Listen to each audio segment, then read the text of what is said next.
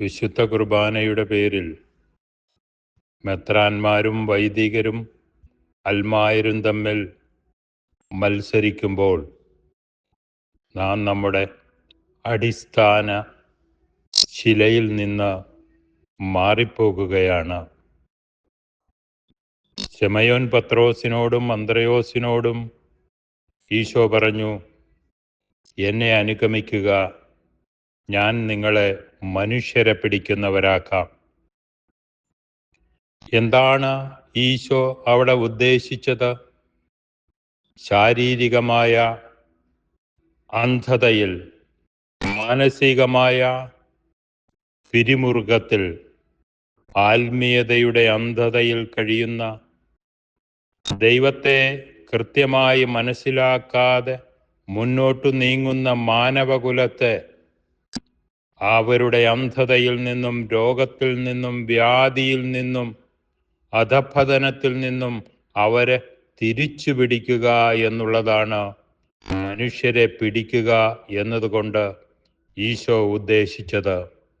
അവരെ ദൈവരാജ്യത്തിലേക്ക് കൊണ്ടുവരിക. അതുകൊണ്ടാണ് ഈശോ പറഞ്ഞത്, വിളവധികം വേലക്കാരോ ചുരുക്കം. അതുകൊണ്ട് വിളവിൻ്റെ നാഥനോട് പ്രാർത്ഥിക്കാൻ പറഞ്ഞത് അന്ധതയിലായിട്ടുള്ള മാനവകുലത്തെ ആത്മാവിലും ദേഹത്തിലും ദേഹിയിലും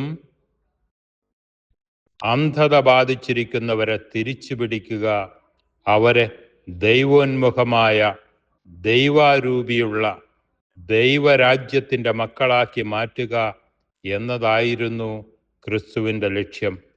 ആ ലക്ഷ്യത്തിൽ നിന്ന് ഇന്നും ഒരിക്കലും ക്രിസ്തു പിന്നോക്കം പോകുന്നില്ല.